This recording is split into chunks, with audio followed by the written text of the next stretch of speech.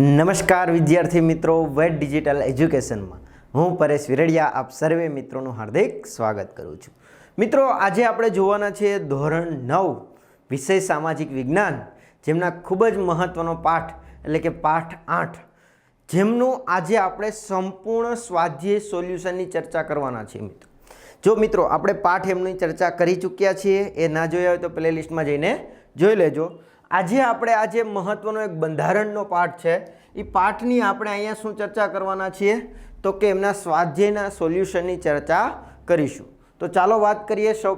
પ્રથમ પ્રશ્ન આપ્યો છે કે ભાઈ નીચેના પ્રશ્નોનો ટૂંકમાં જવાબ આપો। તો આપણો પ્રથમ પ્રશ્ન આપેલો છે કે ભાઈ ભારતના આમુખમાં કયા આદર્શો જણાવવામાં આવ્યા છે, એટલે કે જે ભારતનું આપણું આમુખ છે એમાં કયા કયા આદર્શો જણાવ્યા છે। તો જોઈએ, સૂચના આપીએ। ભારતના આમુખમાં નીચે જણાવેલા આદર્શો છે। જોઈએ, જો મિત્રો આ સૂચના લખવી, કેમ કે આ સૂચના લખવાથી પણ ક્યારેક બોર્ડની પરીક્ષામાં પેપર સેટર ઉપર એક સારી અસર છે એ ઊભી થતી હોય છે। તો આ રીતના લખી શકો અને પછી આપણે મુદ્દાવાઇઝ લખી શકાય જવાબ કે ભાઈ ભારતને સાર્વભૌમ, સમાજવાદી, બિનસાંપ્રદાયિક, લોકશાહી અને પ્રજાસત્તાક તરીકે સ્થાપિત કરવામાં આવ્યો છે। હા મિત્રો, આ બધાની આપણે ઓલરેડી ચર્ચા કરી ચૂક્યા છીએ કે ભાઈ સાર્વભૌમત્વ કોને કહેવાય, પછી સમાજવાદી કોને કહેવાય, બિનસાંપ્રદાયિકતા કોને કહેવાય, આ પ્રજાસત્તાક કોને કહેવાય, એની ચર્ચા કરી ગયા છીએ। માત્ર અત્યારે આપણે એની શું ચર્ચા કરીશું તો કે માત્ર એમના જવાબની ચર્ચા કરીશું, વધારે આપણે અહીં ચર્ચા કરીશું નહીં, કારણ કે વધારે ચર્ચા કરવા જઈશું તો વિડીયો ખૂબ જ લાંબો થઈ જશે। એટલા માટે જો તમારે વ્યવસ્થિત ડીપમાં માહિતી જોઈતી હોય તો પ્લેલિસ્ટમાં જઈને અથવા તો શાળા મિત્ર એપ્લિકેશનમાં જઈને તમે આ વિડીયો જોઈ શકો છો। ઓકે, તો ખાસ અને સાથે ના લખી શકો તો 2 થી 3 વખત વિડીયો જોઈ લેજો, પછી તમે નિરાતે લખી શકો છો। તો ચાલો વાત કરીએ। દેશમાં સામાજિક, આર્થિક અને રાજકીય ન્યાયની સ્થાપના, વિચાર, વાણી અને માન્યતાની અભિવ્યક્તની સ્વતંત્રતા આપવામાં આવી છે। આગળ જોઈએ તો ધર્મ અને ઉપાસનાની સ્વતંત્રતા પણ ભારતમાં આપવામાં આવી છે। આ સિવાય વ્યક્તિના વિકાસ માટે દરજ્જા અને તકનીકી સમાનતા એ પણ આપવામાં આવી છે। આ સિવાય વ્યક્તિના સર્વાંગી વિકાસ માટે ગૌરવની સ્થાપના કરવા માટેની પણ વ્યવસ્થા છે।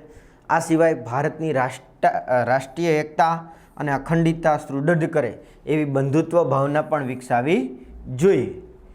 નેક્સ્ટ પ્રશ્ન છે કે સાર્વત્રિક પુખ્ત વય મતાધિકાર કોને કહેવાય? ફરીથી પ્રશ્ન શું છે? સાર્વત્રિક પુખ્ત વય મતાધિકાર કોને કહેવાય? તો જોઈએ એમનો જવાબ તો કે સાર્વત્રિક પુખ્ત વય મતાધિકાર એટલે 18 કે તેથી વધુ વયના હોય, ખાસ સમજો, 18 કે તેથી વધુ વયના હોય। બીજું, કાયદા દ્વારા, આ મોસ્ટ આઈએમપી છે, કાયદા દ્વારા ગેરલાયક ઠરેલ ન હોય, અસ્થિર મગજના ન હોય અને જેનું મતદાર યાદીમાં નામ હોય એવા ભારતના પ્રત્યેક નાગરિકને ધર્મ, જાતિ, કોમ, શિક્ષણ, લિંગ અથવા જન્મસ્થાન, આવક કે મિલકતના ભેદભાવ વિના આપેલો સમાન મતાધિકાર, જેને સાર્વત્રિક પુખ્ત વય મતાધિકાર કહેવાય। તમે ખાલી આટલું લખો કે 18 કે તેથી વધારે વર્ષની ઉંમરના લોકો, તો એ ક્યાંક ને ક્યાંક ખોટો પડી શકે, કેમ કે સાથે સાથે કોઈ વ્યક્તિ છે પણ જેને કાયદા દ્વારા છે એ ગેરલાયક ઠેરવવામાં આવ્યો છે, તો એ મતાધિકારમાં સમાવેશ મેળવી શકશે નહીં। નેક્સ્ટ પ્રશ્ન જોઈએ। ખાસ મિત્રો, ચેનલમાં નવા હોય તો ચેનલ સબસ્ક્રાઈબ કરી દેજો, કેમ કે આપણી ચેનલમાં ધોરણ 9ના બીજા વિષયના વિડીયો પણ છે, જેમ કે સામાજિક વિજ્ઞાન તો આપણે ભણીએ છીએ, પછી તો કે ગુજરાતી છે, અંગ્રેજી છે, વિજ્ઞાન છે, ગણિત છે, આવા બધા જ સબ્જેક્ટોનો આપણે સમાવેશ કરેલો છે। આપણી ચેનલના પ્લેલિસ્ટમાં તમને બધા મળી જશે। અને ખાસ આપણી ચેનલમાં તમામ ધોરણ એટલે કે 1 થી 12 ધોરણના તમામ વિષયના વિડીયો પણ છે, જે તમારા મિત્ર, સગા સંબંધી હોય કે ભાઈ બહેન હોય એને અવશ્ય જાણ કરજો, જેથી કરીને એ લોકો પણ આ ફ્રી એજ્યુકેશનનો લાભ મેળવી શકે। તો ચાલો નેક્સ્ટ મિત્રો બીજો પ્રશ્નની વાત કરીએ કે ભાઈ ભારતીય બંધારણ સમવાયી છે, ચર્ચો એટલે કે એની ચર્ચા કરો। તો જોઈએ, બંધારણે ભારતને રાજ્યનો સંઘ એટલે કે યુનિયન ઓફ સ્ટેટ તરીકે ઉલ્લેખ કર્યો છે, જે ભારતીય સંઘીય રાજ્ય છે। ભારતમાં સંઘ એટલે કે કેન્દ્ર અને રાજ્યો વચ્ચે કાયમી સંબંધોની લેખિત સ્વરૂપમાં સ્પષ્ટતા કરી છે. એટલે કે આપણે જે યાદીઓ જોઈ હતી પાઠમાં, એટલે કે લેખિત સ્વરૂપમાં સ્પષ્ટતા થઈ છે. એટલે કે રાજ્યોને સંઘથી અમલ થવાના અધિકારો, એટલે કે રાજ્યને સંઘથી અલગ થવાનો કોઈ અધિકાર રહ્યો નથી. એટલે કે કોઈ રાજ્ય દેશમાંથી અલગ થઈ શકે નહીં. રાજ્ય સરકાર કરતાં સંઘ સરકારને વિશેષ અને ચડિયાતી સત્તા આપવામાં છે. એટલે કે જે તે રાજ્ય સરકાર કરતાં વધારે પાવર કોને મળેલો છે? જે તે સંઘ સરકારને મળેલો છે. સંઘ સરકાર અને રાજ્ય સરકારો વચ્ચે કાર્ય અને સત્તાનું સ્પષ્ટપણે વહેંચણી કરવામાં આવી છે. એટલે ચોખવટથી કરી દેવામાં આવી છે કે ભાઈ આટલી બાબતો કેન્દ્રની રહેશે, આટલી બાબતો રાજ્યની રહેશે, એવી ચોખવટપૂર્વક માહિતી આપી દેવામાં આવી છે. કાયદા ઘડવા માટેની સંઘ યાદીમાં સૌથી વધારે વિષયોને અને રાષ્ટ્રીય કક્ષાની મહત્ત્વના વિષયોનો સમાવેશ કરવામાં આવ્યો છે. એટલે કે શું છે? કાયદા ઘડવા માટેની જે પણ સંઘ યાદી છે એમાં સૌથી વધારે વિષયો છે એની યાદી કરવામાં આવી છે. કેમ? તો કે સ્વાભાવિક છે, કેન્દ્ર પાસે સત્તા વધારે હોય અને વધારે વિષયો પર કાયદા ઘડી શકે છે. રાજ્ય સરકારોની સરખામણીમાં સંઘ સરકારને શક્તિશાળી બનાવવા માટે બંધારણે સંયુક્ત યાદીમાં પણ સંઘ સરકારને વિશેષ સળિયાતું બતાવ્યું છે. શું કહે છે? એટલે કે જે તે રાજ્ય સરકાર કરતાં સંઘ સરકારને વિશેષ પાવર આપવા માટે સંઘ સરકારના કાયદા તો ઘડી શકશે, સાથે સાથે કે જે સંયુક્ત યાદી છે, શેમાં? તો કે સંયુક્ત યાદી કે જે બંને માટે જવાબદાર છે, એમાં પણ વધારે શક્તિ કોને આપેલી છે? તો કે સંઘ યાદીને અથવા તો સંઘ સરકારને આપેલી છે. કાયદા ઘડવાની વિષયોની 3 યાદીઓમાં કોઈ પણ યાદીમાં ન આવતા હોય તે અંગેના કાયદા ઘડવાની શેષ સત્તા માત્ર સંઘ સરકારને જ આપવામાં આવી છે. એટલે કે જે 3 યાદીઓ છે, સંઘ યાદી એટલે કે કેન્દ્ર યાદી, રાજ્ય યાદી અને સંયુક્ત યાદી, પણ જે કાયદાઓ, જે બાબતો આ 3માંથી કોઈ યાદીમાં આવતો નથી, એમાં પણ કાયદો ઘડવાની સત્તા તો છેલ્લે કોને રહેશે? તો કે કેન્દ્ર સરકાર એટલે કે સંઘ સરકારને રહેશે, એવું સત્તા આપવામાં આવી છે. કેન્દ્ર અને રાજ્યો વચ્ચે નાણાકીય સાધનો પણ વહેંચવામાં આવ્યા છે. સંઘ સરકાર રાજ્ય સરકારને ગ્રાન્ટ સ્વરૂપે આર્થિક સહાય આપે છે. એટલે કે કેન્દ્ર સરકાર છે એ રાજ્ય સરકારને ગ્રાન્ટ સ્વરૂપે થોડીક આર્થિક સહાય પણ કરે છે. ભારતમાં નાગરિકોને એકમ રાજ્યોની નહીં પણ સંઘની જ નાગરિકતા ધરાવે છે. એટલે કે જે ભારતમાં તમામ નાગરિકો છે એ કોઈ જે તે વિસ્તાર પૂરતા નાગરિક નહીં, આખા દેશના નાગરિક ગણવામાં આવે છે. જમ્મુ કાશ્મીર રાજ્ય સિવાય ભારતમાં નાગરિકોને માત્ર એક જ નાગરિકત્વ આપવામાં આવ્યું છે. એટલે કે જે જમ્મુ કાશ્મીર હતું એમને 2 નાગરિકત્વ હતું, પણ મિત્રો હાલમાં કશું રહ્યું નથી. એટલે કે જમ્મુ કાશ્મીરને પણ એક જ નાગરિકત્વ રાખવામાં આવ્યું છે. પણ આપણી જે મટીરિયલ જૂનું ટેક્સ્ટબુક હોવાથી આપણે ટેક્સ્ટબુક પ્રમાણે લખવું પડશે, કેમ કે આની વધારે ચર્ચા આપણે પાઠમાં કરી ગયા છીએ. કે પાઠના જ્યારે સોલ્યુશન કરતા હતા, સ્વાધ્યાય પાઠના જે મોસ્ટ આઈએમપી પ્રશ્નોની ચર્ચા કરતા હતા ત્યારે આપણે ડીપમાં ચર્ચા કરી ગયા છીએ. કટોકટી સમયે દેશનું બંધારણમાં સમવાયી તંત્ર મટી એક તંત્રી બનાવી શકાય છે તેવી જોગવાઈ કરવામાં આવી છે. એટલે કે જ્યારે કટોકટીની પળ છે ત્યારે દેશનું બંધારણ છે એ સમવાય એટલે કે કેન્દ્ર અને રાજ્ય વચ્ચે ડિવાઈડ નહીં હોય, માત્ર એક તંત્રી હશે. એટલે કે કેન્દ્ર પાસે જ બધી સત્તાઓ જતી રહેશે એવી જોગવાઈ કરવામાં આવી છે. ચોથો પ્રશ્ન છે, સંસદીય પદ્ધતિથી સરકારના લક્ષણો જણાવો.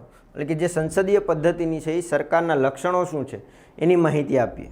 તો જોઈએ, સંસદીય પદ્ધતિની સરકારના લક્ષણો નીચે મુજબ છે. તો પહેલું, સંસદીય પદ્ધતિની સરકારના લોકો સર્વોપરી હોય છે. એટલે કે જે સંસદીય પદ્ધતિ હોય એમાં સર્વોપરી એટલે કે સર્વોચ્ચ સત્તા કોની પાસે? લોકો પાસે. ભારતીય સંસદીય દ્વિગૃહી છે. દ્વિગૃહી એટલે એમાં 2 ગૃહ છે, જેમાં નીચલા ગૃહને લોકસભા કહેવાય અને ઉપલા ગૃહને શું કહેવાય છે? તો કે રાજ્યસભા કહેવામાં આવે છે. લોકસભાના સભ્યો દેશના સામાન્ય મતદારો એટલે કે જે પુખ્ત વયના મતાધિકારના ધોરણે, આ સિવાય ગુપ્ત મતદાન પદ્ધતિથી ચૂંટે છે. અને લોકસભાની મુદત કેટલી હોય છે? તો કે 5 વર્ષની હોય છે. દરેક રાજ્યને તેની વસ્તીના પ્રમાણે બેઠકો મળે છે અને રાજ્યસભામાં કાયમી ગૃહ છે. યાદ રાખશું આપણે, જો કે આગળ ચર્ચા કરી ગયા છે પણ પાછું રિવિઝન એક લઈ લઈએ કે ભાઈ રાજ્યસભા કાયમી ગૃહ છે અને પરંતુ એમાં 2 વર્ષના અંતે કુલ સભ્યોના 1/3 એટલે કે 3 ભાગના જે સભ્યો છે એ સભ્યો છે એ દર 2 વર્ષે નિવૃત્ત થતા જાય છે અને એટલા જ છે એ નવા આવતા જાય છે. આથી રાજ્યસભાનું ક્યારેય સંપૂર્ણપણે વિસર્જન થતું નથી. રાજ્યસભાના દરેક સભ્યના હોદ્દાની મુદ્દત 6 વર્ષની હોય છે. ખાસ યાદ રાખજો, જ્યારે લોકસભાની 5 વર્ષની હોય, જ્યારે રાજ્યસભાની દરેક હોદ્દેદારની મુદ્દત કેટલી હોય છે? 6 વર્ષની હોય છે સભ્યની. રાજ્યસભાના સભ્યોની ચૂંટણી આડકતરી રીતે થાય છે. તેના કુલ સભ્ય સંખ્યા એટલે કે 250 છે, જેમાંથી 238 સભ્યોની ચૂંટણી પ્રત્યેક રાજ્યની વિધાનસભાના સભ્યો એટલે કે જે તે રાજ્યની વસ્તીના ધોરણે થાય.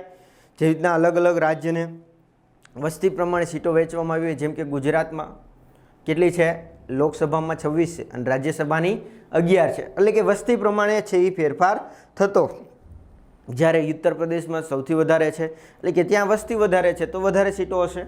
આ સિવાય તો કે શું કહે છે બીજું? તો કે ભાઈ જે બાકીની જે 12 સભ્યો વધ્યા, એટલે કે જે 250 ટોટલ છે એમાંથી 238ની ચૂંટણી થાય, તો જે 12 સભ્યો વધ્યા એની રાષ્ટ્રપ્રમુખ વિવિધ ક્ષેત્રમાં જે નિષ્ણાંત હોય, અલગ અલગ ક્ષેત્રના માહિતગાર હોય એવા વ્યક્તિની નિમણૂક છે એ કરી શકતા હોય છે. કોણ? તો કે રાષ્ટ્રપતિ. એની પાસે સત્તા રહેલી છે. આમ છતાં વાસ્તવિક વહીવટી સંઘ સરકારના વડાપ્રધાન એટલે કે વડાપ્રધાન અને તેમનું પ્રધાનમંડળ તથા રાજ્ય સરકારના મુખ્યમંત્રી અને તેમનું મંત્રીમંડળ ચલાવે છે. એટલે કે આમ છતાંય જે વાસ્તવિક સત્તાનો ઉપયોગ કોણ કરે છે? તો કે કેન્દ્ર હોય તો વડાપ્રધાન અને પ્રધાનમંડળ, અને જે રાજ્ય હોય તો રાજ્યમાં મુખ્યમંત્રી અને એનું મંત્રીમંડળ. દેશના અને રાજ્યના મંત્રીમંડળની રચના અનુક્રમે સંસદ તથા વિધાનસભામાં થાય છે. સમગ્ર મંત્રીમંડળ પોતાના બધા જ કાર્યો માટે સંસદ એટલે કે લોકસભાને જવાબદાર છે. ખાસ યાદ રાખજો, 1 ગુણનો સવાલ. તો કે સમગ્ર મંત્રીમંડળ પોતાના બધા જ કાર્યો માટે કોને જવાબદાર હોય? તો કે લોકસભાને જવાબદાર હોય છે. તેથી સંસદીય લોકશાહી સરકારને જવાબદાર સરકાર પણ કહેવામાં આવે છે. ખાસ યાદ રાખજો, આટલા માટે સંસદીય લોકશાહી સરકારને કયા નામે ઓળખવામાં આવે? તો કે જવાબદાર સરકાર તરીકે ઓળખવામાં આવે.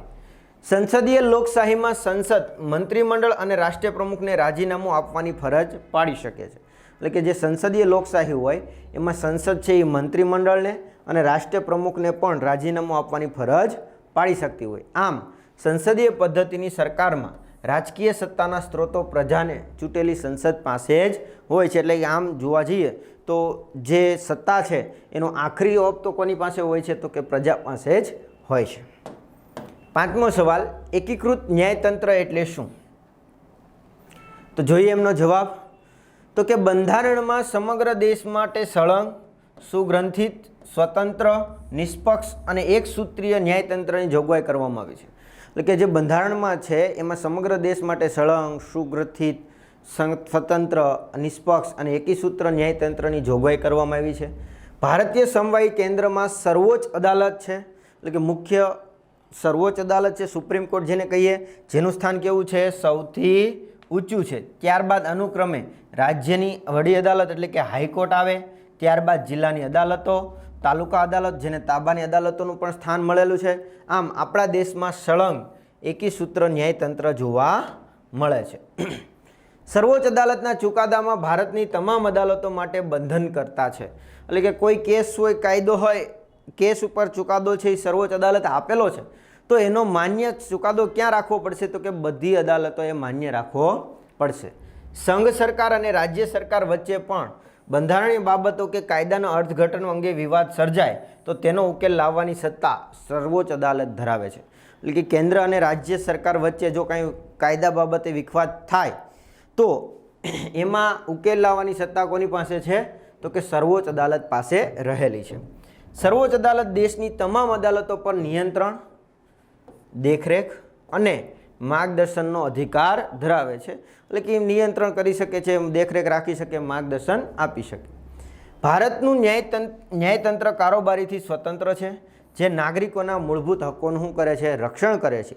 આથી સમવાયી તંત્ર ભારતમાં સર્વોચ્ચ અદાલતને બંધારણની રક્ષક અને વાલી પણ ગણવામાં આવે છે. એટલે કે આટલા માટે બંધારણની રક્ષક અથવા વાલી કોને ગણવામાં આવે છે? તો કે સુપ્રીમ કોર્ટને ગણવામાં આવે છે. 6થો પ્રશ્ન છે, બંધારણીય સુધારાની જોગવાઈ સ્પષ્ટ કરો. તો ભારતના બંધારણ સુધારો કરવા નીચે 3 કલમોની જોગવાઈ કરવામાં આવી છે. તો જોઈએ તો કે પહેલું, સંસદમાં હાજર રહેલા સભ્યોના અડધા કરતાં વધારે તેમજ મતદાનમાં ભાગ લેતા સભ્યોની સાદી બહુમતીથી બંધારણ સભા સુધારો કરી શકાય છે. પહેલું તો કે સંસદમાં જેટલા હાજર છે એમના જેટલા હાજર રહેલા સભ્યોના અડધા કરતાં વધારે, એટલે કે સાદી બહુમતી 51%. માની લો કે 100 જણા છે તેમાં 51 જો એક કોઈ મત આપી દે તો એ ખરડો પસાર થઈ જાય, એટલે કે આ રીતના બહુમતી મળી જાય. બીજી પેટર્ન છે કેટલીક બાબતોમાં સંસદે બંને ગૃહમાં કુલ સભ્ય સંખ્યાની બહુમતી તેમજ હાજર રહેલા અને મતદાનમાં ભાગ લેનાર સભ્યોની 2/3 બહુમતી જરૂરી છે. શું કહે છે? તો કે જો કેટલાક એવા કાયદા હોય કે જ્યાં બંને ગૃહ લોકસભા અને રાજ્યસભામાં સભ્યોની બહુમતી તો જોશે જ, પણ હાજર રહેલા જે મતદારો છે એ મતદાન કરી રહ્યા છે એનો 2/3 એટલે કે 51% નહીં 66% બહુમતી જોઈશે. કેટલી જોઈશે? 66% બહુમતી જોઈશે. ત્રીજું, કેટલીક બાબતોમાં સંસદના બંને ગૃહો કુલ સભ્ય સંખ્યાની બહુમતી તેમજ હાજર રહેલા મતદાનમાં ભાગ લેતા સભ્યોની બહુમતીની આવશ્યકતા ઉપરાંત 50% કરતાં વધારે રાજ્યોની વિધાનસભાની પણ મંજૂરી જરૂરી છે. એટલે કે ત્રીજી પેટર્નમાં શું? તો કે બંને ગૃહોમાં બહુમતી જોઈશે, હાજર રહેલા એમની પણ બહુમતી જોઈશે, સાથે સાથે 50% રાજ્ય, એટલે કે જે આપણા રાજ્યો છે કેટલા છે? 28, તો 14 અથવા 15 રાજ્યો જોઈએ. 14 × 28 થશે ને? હાલમાં 28 રાજ્ય છે મિત્રો. હા, તો ટોટલ કેટલા થશે? તો કે 15 રાજ્યો જો બહુમતી આપે, એટલે કે એના વિધાનસભા જો ખરડો પસાર કરી દે તો એ ખરડો એટલે કાયદો પસાર થાય, એટલે કે આ ત્રીજી પેટર્ન દ્વારા છે એ કાયદો બની શકે. આ ઉપરાંત કેન્દ્ર અને રાજ્યોની આંતરિક સંબંધો કે ઉચ્ચ ન્યાયાલય માળખા સુધારા કરવા માટે દેશના બધા રાજ્યો પૈકી ઓછામાં ઓછા 50% રાજ્યોની સંમતિ હોવી આવશ્યક છે. જો આ સિવાય બીજા કઈ બાબતોમાં? તો કે કેન્દ્ર અને રાજ્યોની જે આંતરિક સંબંધો છે આ કે ઉચ્ચ ન્યાયતંત્રના જે માળખું છે એમાં જો ફેરફાર કરવા હોય તો રાજ્યની દેશની જે 50% કરતાં વિધાનસભાઓ છે બધા રાજ્યોની ઓછામાં ઓછા એની કરતાં વધારે આપણે આપવાની, એટલે કે 50% એટલે કે 15થી વધારે રાજ્યો જો સહમતિ આપે તો એ ખરડો પસાર થાય. નેક્સ્ટ 7મો પ્રશ્ન છે સામાજિક અને આર્થિક સમાનતા વિના રાજકીય સમાનતા અધૂરી છે, સમજાવો. તો જોઈએ બંધારણના આમુખમાં સામાજિક અને આર્થિક સમાનતા તેમજ સામાજિક ન્યાય પર આધારિત સમાજવાદી સમાજ રચનાના ધ્યેયને સ્વીકારવામાં આવ્યું છે. એટલે કે જે ભારતનું બંધારણ છે આમુખમાં જે સામાજિક અને આર્થિક સમાનતા છે એમાં સામાજિક ન્યાય ઉપર આધારિત જે સમાજવાદી સમાજ રચના છે એને ધ્યાનમાં લેવામાં આવ્યું છે. ભારત સરકારે આ ધ્યેયને હાંસલ કરવા માટે સામાજિક કલ્યાણ સાધવાનો સંકલ્પ કર્યા છે. દેશની પ્રજાનું જીવન ધોરણ ઊંચું લાવી દેશમાં સામાજિક અને આર્થિક સમાનતા સાધવા ભારત સરકારે અને અન્ય રાજ્ય સરકારોએ અનેક યોજનાઓ અમલમાં મૂકી જેથી કરીને લોકોનું જીવન ધોરણ સુધરે અને ભારતની સામાજિક પરિસ્થિતિમાં ઘણો બધો સુધારો આવી શકે. નેક્સ્ટ પ્રશ્ન નંબર 2, નીચેના વિધાનો સમજાવો.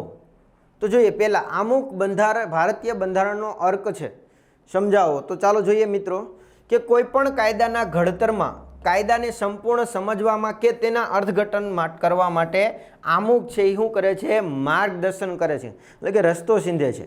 કાયદો ઘડવા પાછળ સંસદ કે ધારાસભ્યનો હેતુ શું છે, તેના આદર્શો કે નીતિ શું છે અને તે જાણવા આમુખ મદદગાર બને છે.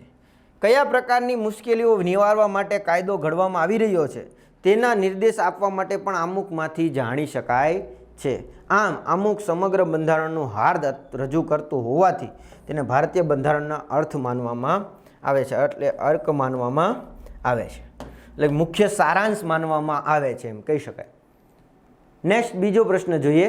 આમુખ એ બંધારણના ઘડવૈયાઓના માનસને સમજવાની ચાવી છે, શા માટે એવું કહી શકાય? ચાલો તો જોઈએ તો કે ભારતના બંધારણના ઘડવૈયાઓએ મહાન આદર્શો, ઉદ્દેશ્યો, મૂળભૂત હેતુઓ અને સિદ્ધાંતોને આમુખમાં દર્શાવ્યા છે.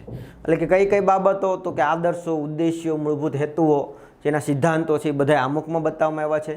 તેમણે આમુખમાં સમગ્ર બંધારણનું હાર્દ રજૂ કર્યું છે અને આમુખ બંધારણના હેતુ દ્વારા ભારતના કલ્યાણ રાજ એટલે કે સ્થાપનાની ઉચ્ચ ભાવના અને આદર્શોને સિદ્ધ કરવા માગે છે. આમ આમુખે બંધારણના ઘડવૈયાઓને માનસ સમજવાની ગુરુ ચાવી કહેવામાં આવે છે. ત્રીજું છે પ્રશ્ન તો કે આમુખે હોકાયંત્રની ગરજ સારે છે. શા માટે એવું કહેવાય છે કે આમુખે હોકાયંત્રની ગરજ સારે છે? મિત્રો આ બધા પ્રશ્નો આપણને 2-2 ગુણમાં પરીક્ષામાં પૂછાઈ શકે છે, તો વ્યવસ્થિત ધ્યાન રાખી શકો છો. કાયદાથી કોઈ કલમ કે વિગતમાં અસ્પષ્ટતા કે વિસંગતતા હોય ત્યારે અથવા તો કાયદાનો હેતુ સ્પષ્ટ ન થતો હોય ત્યારે અમુક કાયદાની કલમો, મુદ્દા કે શબ્દનું અર્થાત એટલે કે અર્થઘટન કરવામાં માર્ગદર્શન બને છે. તે કાયદાને સમજવાની ગુરુ ચાવી છે અને અમુક બંધારણની જોગવાઈઓને સમજવામાં હોકાયંત્રની ગરજ સારે છે. ચોથું વિધાન જોઈએ. ભારતના બંધારણમાં સમવાયી અને એકીતંત્ર બંનેનો સમાવેશ થાય છે. તો જોઈએ તો કે સમવાયી ભારતમાં સંઘ સરકાર અને રાજ્યો એમ 2 પ્રકારની સરકારો છે. બંને સરકારો વચ્ચે કાર્યો અને સત્તાનું સ્પષ્ટપણે વહેંચણીકરણ કરવામાં આવ્યું છે અને રાજ્યોની સરકારો કરતાં સંઘ સરકારોને વિશેષ અને ચડિયાતું સત્તાઓ આપવામાં આવી છે અને નાગરિકોને માત્ર સંઘનું જ નાગરિકત્વ આપવામાં આવ્યું છે.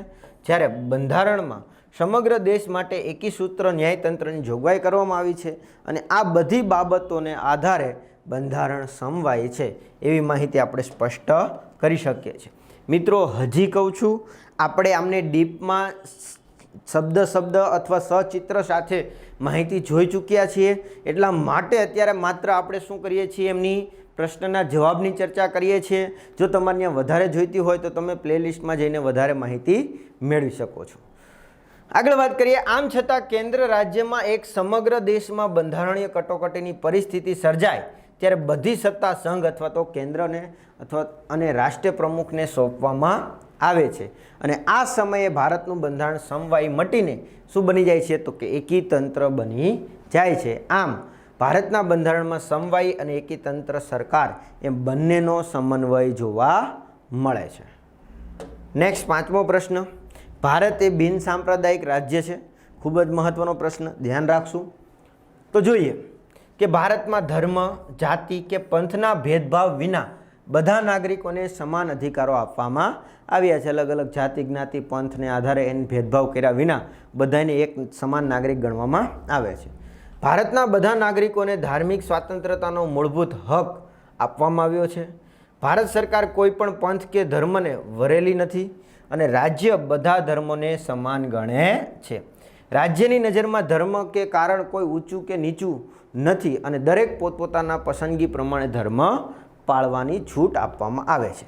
ભારત સરકારે ધાર્મિક બાબતોનો નિષ્પક્ષ અને તટસ્થ કેવી રહેશે ભાઈ? ભારત સરકાર ધર્મ બાબતમાં નિષ્પક્ષ અને તટસ્થ રહેશે અને ભારતના બંધારણમાં સર્વધર્મ સમદ્રષ્ટિ, સર્વધર્મ અને સમદ્રષ્ટિ એટલે બધા માટે સરખી નજર, સર્વધર્મ સમભાવ, બધી જગ્યાએ ભાવ સરખો ને સિદ્ધાંતને સ્વીકારવામાં આવ્યો છે. આથી કહી શકાય કે ભારત એ બિન સાંપ્રદાયિક રાજ્ય છે. એટલે આટલા માટે આપણે કહી શકાય કે ભારત કેવું છે, તો કે બિન સાંપ્રદાયિક રાજ્ય છે. નેક્સ્ટ, ભારત એ લોકશાહી પ્રજાસત્તાક રાજ્ય છે. ભારત એ કેવું છે? લોકશાહી પ્રજાસત્તાક. સાથી કહી શકાય છે ભાઈ, તો કે ભારતમાં લોકોએ ચૂંટેલા પ્રતિનિધિઓ લોકોને જવાબદાર રહીને રાજ્ય ચલાવે છે. એટલે લોકોએ જેને ચૂંટ્યા છે એ જ લોકો એને જવાબદાર રહીને રાજ્ય ચલાવે. ભારતની સરકારે લોકશાહીના પાયાના સિદ્ધાંતોમાં સ્વતંત્રતા, સમાનતા અને બંધુત્વ એટલે કે ભાતૃભાવ સ્વીકાર્યો છે, તેને અમલમાં પણ મૂક્યો છે.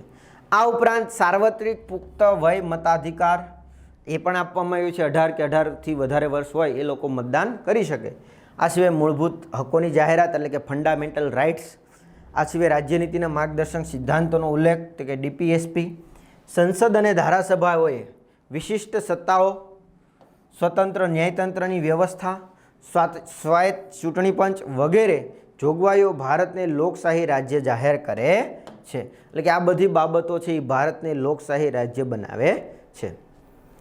બંધારણમાં નક્કી કરેલી લાયકાત ધરાવનાર ભારતનો કોઈ પણ નાગરિક સાર્વત્રિક પુખ્ત વય મતાધિકાર દ્વારા ચૂંટાઈ શકે છે અને ભારતના કોઈ પણ વ્યક્તિ, કુટુંબ, વંશ પરંપરાગત શાસન નથી પણ પ્રજાનું શાસન છે.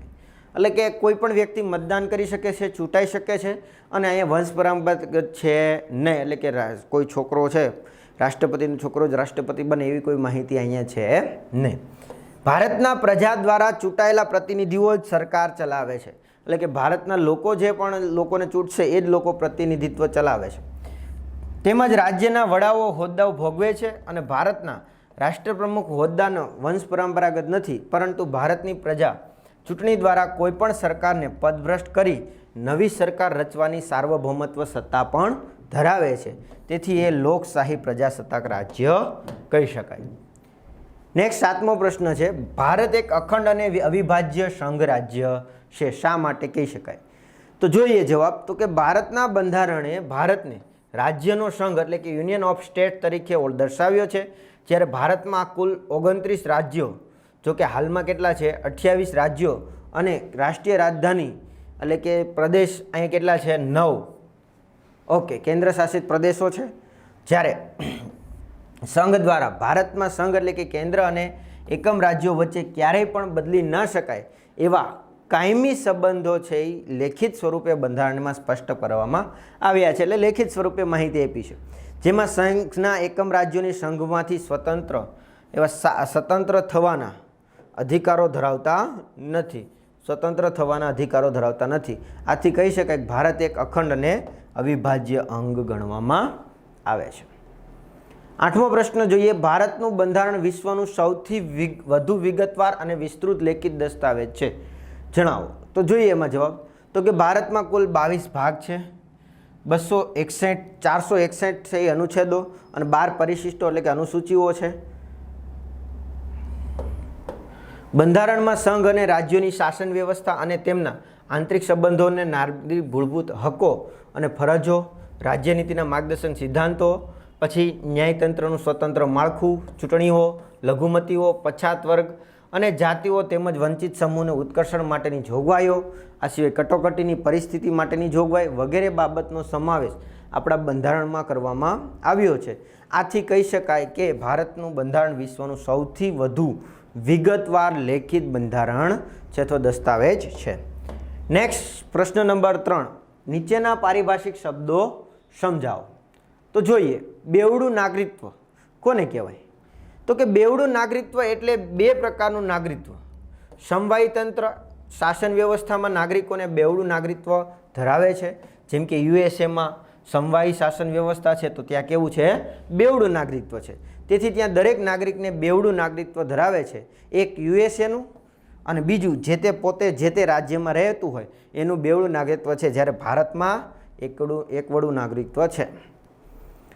બીજો શબ્દ છે સંસદીય પદ્ધતિ. તો જોઈએ એમનો જવાબ. તો કે જે શાસન પદ્ધતિમાં સંસદ લોકો દ્વારા ચૂંટાયેલા પ્રતિનિધિઓની બનેલી હોય તેને શું કહેવાય? સંસદીય પદ્ધતિ લોકશાહી કહેવામાં આવે. સંસદીય પદ્ધતિની લોકશાહી શાસન પદ્ધતિનો એક પ્રકાર છે, જેમાં ભારતમાં સંસદીય પદ્ધતિની લોકશાહી છે, જ્યારે યુએસએમાં પ્રમુખ પદ્ધતિ લોકશાહી છે. એટલે કે એમાં પ્રમુખ પદ્ધતિની લોકશાહી જોવા મળે છે. ત્રીજો પ્રશ્ન છે, જવાબદાર સરકાર કોને કહેવાય? તો જોઈએ એમનો જવાબ. તો કે આપણા બંધારણની જોગવાઈ અનુસાર મંત્રીમંડળના બધા જ મંત્રીઓ લોકસભાને સંયુક્ત રીતે જવાબદાર છે. જ્યારે સરકારની બધી નીતિયક વિષયો નિર્ણયો જવાબદારી સમગ્ર મંત્રીમંડળની સંયુક્ત ગણાય છે. જ્યારે લોકસભામાં બહુમતીથી કોઈ પણ એક મંત્રી સામે નીતિ વિષયક મુદ્દા અંગેની અવિશ્વાસનો ઠરાવ પસાર કરે તો એ અવિશ્વાસનો ઠરાવ સમગ્ર મંત્રીમંડળ સામેનો ગુનો ગણાય છે. આવું બને ત્યારે સમગ્ર મંત્રીમંડળે રાજીનામું આપવું પડે છે અને આમ સમગ્ર મંત્રીમંડળ તેના કાર્ય માટે લોકસભાને સંયુક્ત રીતે જવાબદાર હોય છે, જેમ આપણે આગળ ચર્ચા કરી એમ. તેથી સંસદીય સરકારને જવાબદાર સરકાર કહેવામાં આવે. ચોથો શબ્દ આપ્યો છે કેન્દ્ર યાદી. તો કે કેન્દ્ર યાદીમાં સૂચવેલા વિષયો પર કેન્દ્ર એટલે કે સંઘને સરકારને કાયદો ઘડી શકે છે, તેમજ તેમાં કેટલાક ફેરફાર કરી શકે છે. અને આ યાદીનો મુખ્યત્વે સંરક્ષણ, વિદેશી બાબતો, અણુશક્તિ, નાણું, બેન્કિંગ, રેલવે, તાર અને ટપાલ, વીમા જેવી 97 વિષયોનો સમાવેશ કેમાં કરવામાં આવ્યો છે? તો કે કેન્દ્ર યાદીમાં કરવામાં આવ્યો છે. પાંચમું છે રાજ્ય યાદી. તો જુઓ, તો કે રાજ્ય યાદીમાં સૂચવેલા વિષયો પર કોણ કાયદો ઘડી શકે? તો કે રાજ્ય સરકાર ઘડી શકે છે. તેમાં કેટલાક ફેરફાર પણ કરી શકે. આ યાદીમાં મુખ્યત્વે કાયદાઓ અને વ્યવસ્થા, શિક્ષણ, સ્થાનિક સ્વરાજની સંસ્થાઓ, કૃષિ સિંચાઈ, આરોગ્ય, રાજ્યના આંતરિક વેપાર અને વાણિજ્ય જેવા 66 વિષયનો સમાવેશ થાય. કેટલો? 66 વિષયનો સમાવેશ રાજ્ય યાદીમાં થાય છે. છેલ્લો નેક્સ્ટ જોઈએ સંયુક્ત યાદી. તો તો કે સંયુક્ત યાદીમાં કોણ કાયદો બનાવી શકે? તો કે કેન્દ્ર સરકાર અને રાજ્ય સરકાર બંને બનાવી શકે છે. આમ છતાં કોઈપણ કેન્દ્ર અને રાજ્ય એ બંને સરકારો કાયદો ઘડે તો માત્ર કેન્દ્ર સરકારે ઘડેલો કાયદો જ અમલમાં રહેતો હોય છે, રાજ્ય સરકારને માન્ય રાખવામાં આવતું નથી. નેક્સ્ટ, આ પ્રશ્ન વધારે પડતો પૂછાઈ શકે. મોસ્ટ આઈએમપી શેષ સત્તાઓ. ઘણી વખત આવો પ્રશ્ન કન્ફ્યુઝન કરતા હોય છે, તો યાદ રાખજો, જે વિષયો પર કાયદો ઘડવાની સત્તાની વહેંચણી કરવામાં આવી ન હોય, આ યાદ રાખવાનું. એટલે કે જેનો વિષયોમાં સમાવેશ નથી થતો ત્રણમાંથી કોઈમાં, એને કેવી કહેવાય? શેષ સત્તા કહેવામાં આવે. અને એ પર કાયદો ઘડવાની સત્તા કે તેમાં ફેરફાર કરવાનો સત્તા માત્ર કેન્દ્ર સરકાર પાસે છે. કોની પાસે છે? કેન્દ્ર સરકાર પાસે જોવા મળે. નેક્સ્ટ, 8મો શબ્દ જોઈએ, સમાજવાદ. તો જોઈએ એમનો જવાબ. તો કે સમાજવાદ શાસન પદ્ધતિનો એક પ્રકાર છે. તેમાં ઉત્પાદનના તમામ સાધનો રાજ્યની માલિકીના હોય, એટલે કે રાજ્યની માલિકીના હોય, તેમાં ઉત્પાદનોની વહેંચણી કરવાની જવાબદારી રાજ્ય સુસંચાલન દુકાનો સંભાળે છે. એટલે કે રાજ્ય દ્વારા જેનું સંચાલન થતી હોય એવી દુકાનો સંભાળે. સમાજવાદી પદ્ધતિમાં રાજ્યમાં પ્રવર્તી ગરીબી, બેકારી, ભાવ વધારો, નિરક્ષરતા જેવા પરિબળો અંકુશમાં રાખી દેશમાંથી ગરીબો અને શ્રીમંતો વચ્ચેનો તફાવત નાબૂદ કરવાનો પ્રયત્ન કરવામાં આવે, જેને શું કહેવાય? સમાજવાદ. નેક્સ્ટ શબ્દ આપ્યો છે લોકશાહી. તો કે લોકશાહી એટલે કે ડેમોક્રેસી, જે શબ્દ મૂળ ગ્રીક શબ્દ ડેમોસ એટલે કે લોકો અને ક્રેટોસ એટલે કે સત્તા પરથી ઉતરી આવેલો છે. યુએસએના પૂર્વ રાષ્ટ્રપ્રમુખ જેનું નામ હતું અબ્રાહિમ લિંકન. કોણ? તો કે અબ્રાહિમ લિંકન, જેણે લોકશાહીની વ્યાખ્યા આપી છે. Democracy is of the people, for the people and by the people. એટલે કે લોકશાહી એટલે કે લોકોનું, લોકો માટે, લોકો વડે ચાલતું રાજ્ય, એને શું કહેવાય? લોકશાહી. એ વ્યાખ્યા કોણે આપી છે? યુએસએના રાષ્ટ્રપ્રમુખ અબ્રાહિમ લિંકને. આગળ વાત કરીએ તો કે લોકશાહીમાં લોકોએ ચૂંટાયેલા પ્રતિનિધિઓની બનેલી સરકારમાં લોકમતના આધારે અને લોકહિતની દ્રષ્ટિએ રાજ્ય વહીવટ ચલાવે છે. અને ચૂંટાયેલા પ્રતિનિધિઓ લોકોને જવાબદાર હોવાથી લોકશાહી જવાબદાર રાજ્યતંત્ર કહેવામાં આવે છે. 10મું જોઈએ, અદાલતી સમીક્ષા. તો કે અદાલતી સમીક્ષા એ બંધારણનું વિશિષ્ટ લક્ષણ છે. સંસદની સર્વોપરિતાને અવગણ્યા વિના રાજ્ય વહીવટ અંગે કોઈ પણ બાબતની અદાલતની સમીક્ષા કરવાનો સિદ્ધાંતોને બંધારણે સ્વીકાર્યો છે. ભારતની સંસદ કે રાજ્યોને વિધાનસભાએ ઘડેલા કાયદાઓ, બહાર પાડેલા આદેશો, વટહુકમો, અદાલતી ચુકાદાઓ કે બંધારણીય સુધારાની અદાલતી સમીક્ષા કરવાની સત્તા સર્વોચ્ચ અદાલતને આપવામાં આવે છે. જે કાયદાને સુધારીને કે હુકમને સર્વોચ્ચ અદાલત ગેરબંધારણીય જાહેર કરવા સોંપવામાં આવી છે અને બંધારણ સાથે સુસંગત ન હોય એવા કોઈ પણ કાયદાને રદ-બાદલ એટલે કે નાશ કરવાનો અથવા રદ કરવાની સત્તા કોને આપવામાં આવી છે? Supreme court. નેક્સ્ટ ચોથો પ્રશ્ન છે, પ્રશ્ન નંબર 4. નીચે આપેલા વિકલ્પોમાંથી યોગ્ય વિકલ્પ પસંદ કરી જવાબ લખો. પહેલું, બંધારણના ઘડતરનું કાર્ય ક્યારે પૂર્ણ થયું? ઈસવીસન 1948, 1949, 50 કે 47? તો શું જવાબ આવશે આપણો જવાબ? તો કે 1949, 26 નવેમ્બર 1949, જેથી કરીને 26 નવેમ્બરને કાયદા દિવસ ઉજવાય છે. નેક્સ્ટ, કેન્દ્રીય યાદીમાં કેટલા વિષયો સમાવિષ્ટ છે? Option A 66, option B 47, option C 97 કે ઓપ્શન ડી 87? તો શું જવાબ આવે? ઓપ્શન સી 97 વિષયો કેન્દ્ર યાદીમાં છે, જ્યારે રાજ્ય યાદીમાં કેટલા છે? 66 છે.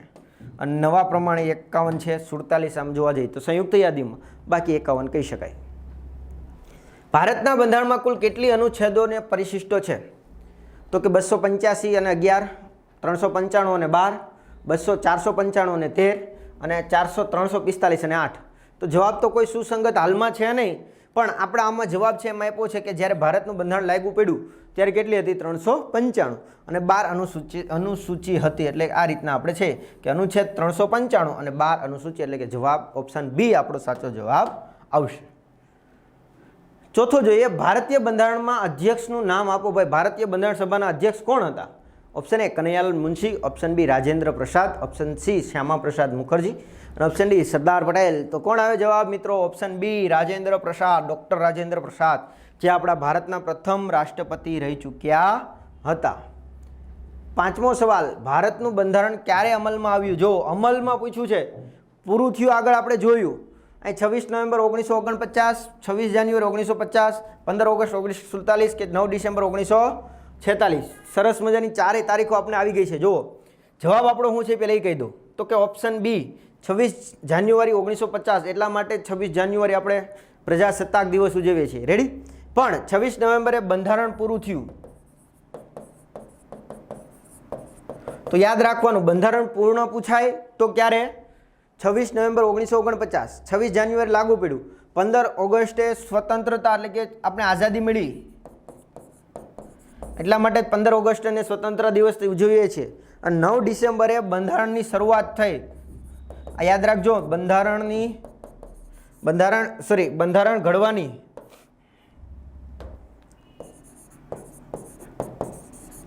શરૂઆત. જો બંધારણ ઘડવાની શરૂઆત પૂછાય તો 9 ડિસેમ્બર 1946. રેડી? એટલે ચારેય તારીખ આપણે આપ માટે આઈએમપી છે, પણ આમાં જવાબ આવશે 26 જાન્યુઆરી 1950. નેક્સ્ટ વિકલ્પ જોઈએ. બંધારણ સભામાં કુલ કેટલા સભ્યો હતા? Option A 385, option B 545, option C 250 કે ઓપ્શન ડી 166. તો શું જવાબ આવે? ઓપ્શન એ 385 છે. એ છે બંધારણ સભાના કુલ સભ્યો. કુલ પૂછ્યા છે તો કેટલા હતા? 385 જેવા કુલ સભ્યો હતા. સાતમો વિકલ્પ, ભારત પ્રજાસત્તાક રાજ્ય છે. શા માટે ભારતને પ્રજાસત્તાક રાજ્ય કહેવાય? તો કે તે સાર્વભૌમત્વ રાજ્ય છે? નહીં, તે લોકશાહી રાજ્ય છે. યસ, લોકશાહી રાજ્ય છે ને. ભારતના રાજ્યને વડાને નિશ્ચિત મુદ્દત માટે ચૂંટવામાં આવે છે. અને પ્રજાને ધાર્મિક સ્વતંત્રતા. તો કે શું આવે જવાબ? પહેલાં તો ઓપ્શન બી આવે જવાબ. તે લોકશાહી રાજ્ય છે. કોણ? તો કે ભારત. એટલા માટે પ્રજાસત્તાક કીધું છે ભાઈ. પ્રજાસત્તાકનો અર્થ એ લોકશાહી રાજ્ય છે એટલે. તો મિત્રો અહીંયા આપણે પાઠ 8નું સંપૂર્ણ સ્વાધ્યાયના સોલ્યુશનની ચર્ચા કરી. આવી જ રીતના આપણે બીજા વિષયના બીજા પાઠના સ્વાધ્યાયના સોલ્યુશનની પણ ચર્ચા કરીશું. તો આ વિડીયોમાં આપણે અહીં સુધી રાખીએ. Thank you. જય હિન્દ, જય ભારત. અસ્તુ.